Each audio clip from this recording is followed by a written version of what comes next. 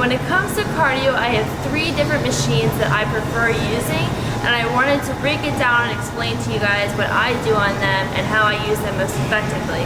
Because when you're on the machines, obviously the machine is assisting you with what you're doing, so you have to be able to maximize the amount of calories burned, work really hard, and I just want to show you guys on the machine. So I'm going to start with the Stairmaster. I'm going to start with just the steady state portion of it, and then we'll move into the HIIT portion. So for the steady state portion, I like to keep it between a level 6 and 8, and I step within the toes, on the toes, and not the heels. So just stepping and driving, and like feeling like a contraction in your glutes. Try not to hold on. Obviously, when you're first getting comfortable with the Stairmaster, you can hold on to the handles right here. But as you get stronger, keep your core tight, you'll be able to do it without holding on. If I'm doing a steady state session, it'll be between 20 and 30 minutes. This movement with my feet, the same on the toes. And if I'm not doing a steady state session, I'm going to do a HIIT session with it. So I go down to level 6, which I'm at right now, and then I bring myself all the way up to level 15. So I'll do one for you. I won't be able to see during it, but I'll do one for you.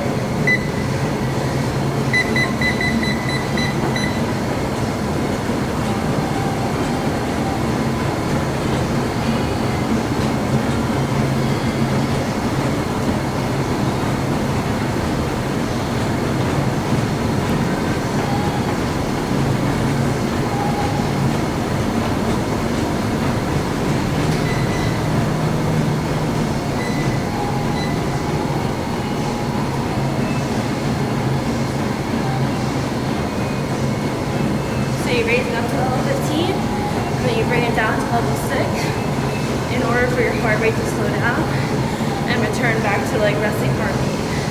That is what is a HIIT session. My heart's like trying to catch up with me, but you want to have a 15 to make your heart rate really high, bring it back down. It's going to improve your endurance, and you're going to sweat a ton. So those are the 2 things I like to do on the Stairmaster. Alright, so now I'm going to talk about the treadmill. I love the treadmill. Treadmills are almost in every gym if you don't have a Stairmaster, so treadmill is definitely a go-to.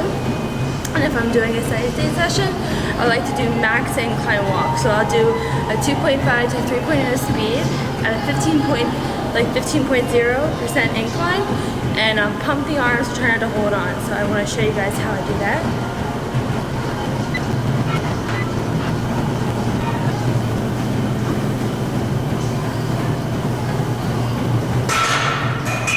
Really feel it in the glutes, like when you're just walking up a very steep hill. And I'm very focused on my butt and my legs, and you definitely want to keep your legs nice and toned. So doing specific cardio things to help with that is definitely good. So I like to do, like I said, the max incline, pump the arms. Try not to hold on. If you have to, you can, but really try not to hold on.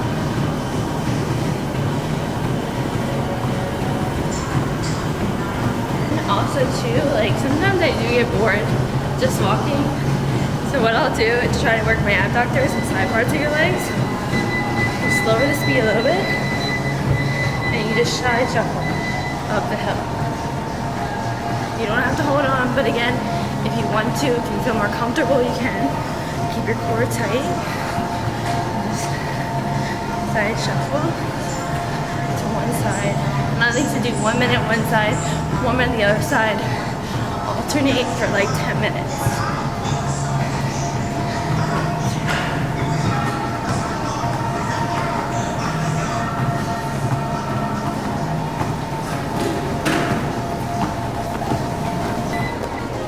Alright, so then for HIIT, for the treadmill, I'm not wearing shoes for running, but you would walk on a 3.0 speed, about a 7.0 incline, and then go up to a 7.0 speed, 8.0 speed, remaining at 3.0 incline, and do incline sprints.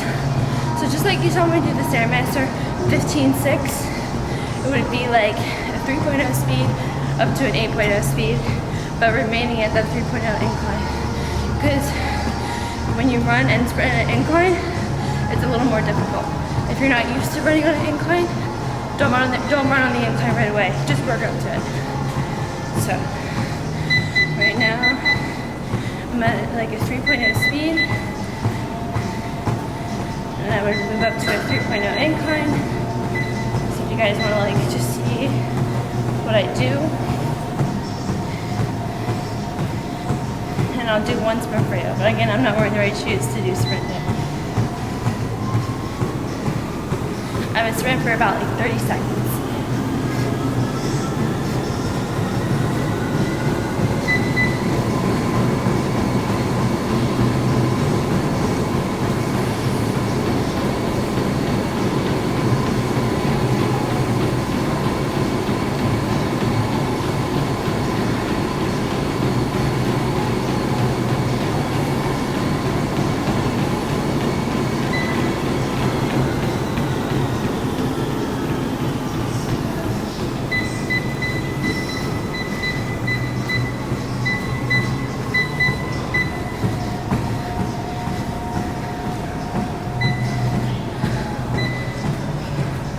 So a good rule to follow is sprint for 30 seconds, walk for a minute 30, sprint for 30, walk for a minute 30.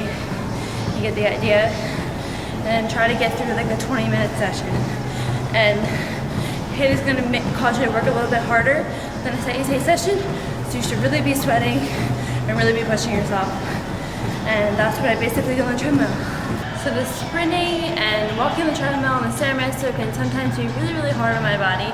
So then I decided to go to the bike, and the bike is one of the other things I love doing. And with this bike specifically in my gym, they have like a thing where you can join a live class. Not every swim bike has that, but it actually teaches you like how to do the cardio machine and like how to go through a class, whole class. Very difficult, so you don't have to think. But for me, when you don't have this, not everybody has this, what I like to do is I'll do a HIIT session or a steady-state session. Get on the bike. If you don't have spin shoes, normally spin bikes have these lock-ins for your feet, so you don't have to worry. For the steady-state session, put it at like a medium resistance, something you can like steadily go like a steady pace, something that's comfortable, but not too easy because you don't want your feet to be like flying all around the wheels. Like you just want it to be a slight resistance, pushing against it just a little bit, and feeling your heart rate get a little bit higher, sweating, and being focused through it. So I like to put on like a really good playlist, and I find that I get through the bike really, really well. And sometimes I get bored of sitting on here, so if I want to work my glutes and hamstrings more, I'll stay in the steady-state position in the third position. You want to make sure your heels are being pushed down and your toes are not being pointed forward. So you feel like a contraction in the glutes and hamstrings, core is tight. And you go back down.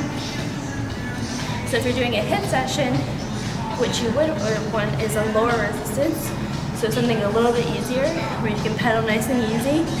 That's the point where your heart rate would be very low. And then bring it up to a really high resistance and try to pedal against the high resistance. And your heart rate would get very high because it's trying to work extra hard to pedal really fast against that really tough resistance. So like pedal against the tough resistance for 30 seconds, back off for a minute 30, and do that nice and easy pace, and get your heart rate down to being very stable. So I like to do this for like 20-30 minutes, work up a really good sweat. It's basically lower body focused. So on days if you really had like a tough arm day or a tough upper body day, this is like the go-to, and you get a good sweat. So that's what I really like to do, and I hope you found these helpful.